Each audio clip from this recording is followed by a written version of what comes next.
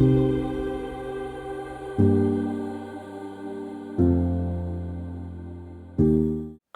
Everyone, this is Janvi and welcome to study seed.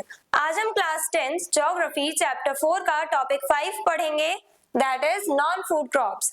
अब हम कुछ ऐसे क्रॉप्स के बारे में देखेंगे, ऐसे क्रॉप्स के बारे में इन डिटेल हम जानेंगे जिन क्रॉप्स को हम खा नहीं सकते, जिन्हें हम एज अ फूड कंज्यूम नहीं कर सकते। ऐसे क्रॉप्स के बारे में आज के वीडियो में डिस्कस करेंगे, जिनमें से हमने कॉटन और जूट को टॉपिक 3 में, यानी जो हमारा मेजर क्रॉप्स ये जो टॉपिक था उसके अंडर में हमने इन दोनों क्रॉप्स को इन डिटेल डिस्कस कर लिया था।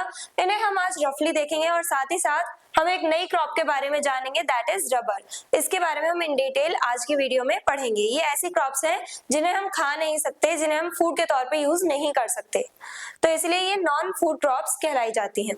देन कॉटन, कॉटन एक ऐसी क्रॉप है जिसे हम व्हाइट गोल्ड भी कहते हैं, क्योंकि ये बहुत ज्यादा इंपॉर्टेंट है। कॉटन का प्रोडक्शन किया जाता है बहुत ज्यादा अमाउंट में, और कॉटन की भी प्लांटेशन फील्ड्स होती हैं, यानी बड़े बड़े फील्ड्स में, बड़े बड़े फार्म्स में कॉटन को कल्टीवेट किया जाता है।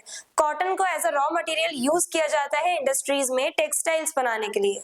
और ब्रिटिश टाइम पीरियड से हम देखते आ रहे हैं, ब्रिटिश कॉलोनियल रूल जो था इंडिया पे, तब से हम लोग देख रहे हैं कॉटन जो है वो बहुत इंपॉर्टेंट रोल प्ले कर रहा था।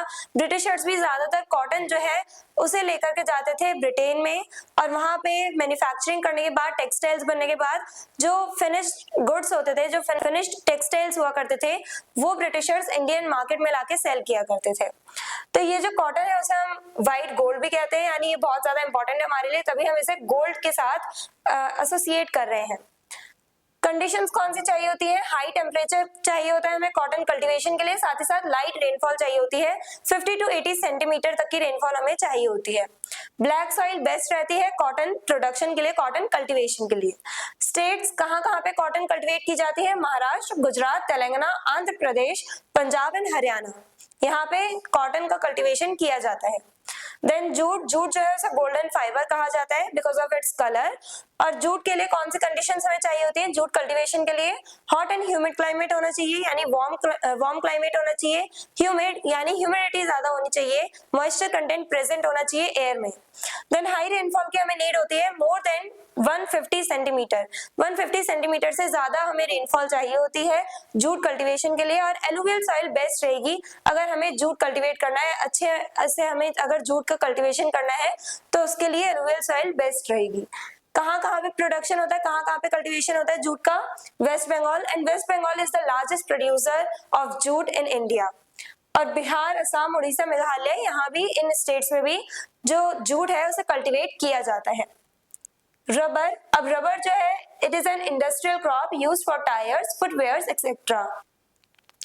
अब रबर जो है इसे इंडस्ट्रीज में यूज किया जाता है as a raw material, tyres बनाने के लिए यूज किया जाता है, फुटवेयर्स बनाने के लिए यूज किया जाता है, साथ ही साथ मेडिकल इक्विपमेंट्स बनाने के लिए यूज किया जाता है, डिफरेंट टाइप के प्रोडक्ट्स बनाने के लिए रबर का यूज किया जाता है। कंडीशंस कौन सी चाहिए होती है? हॉट एंड ह्यूमिड क्लाइमेट होना चाहिए, जैसे जूट को चाहिए होता है क्लाइमेट, वैसे ही रबर को भी चाहिए होता है। टेम्परेचर कितना होना चाहिए? 25 डिग्री सेल्सियस प्लस टेम्परेचर चाहिए होता है हमें रबर कल्टीवेशन के लिए। और रेनफॉल 200 सेंटीमीटर प्लस तक की चाहिए होती है, बहुत ज्यादा अमाउंट में हमें वाटर चाहिए होता है रबर कल्टीवेशन के लिए।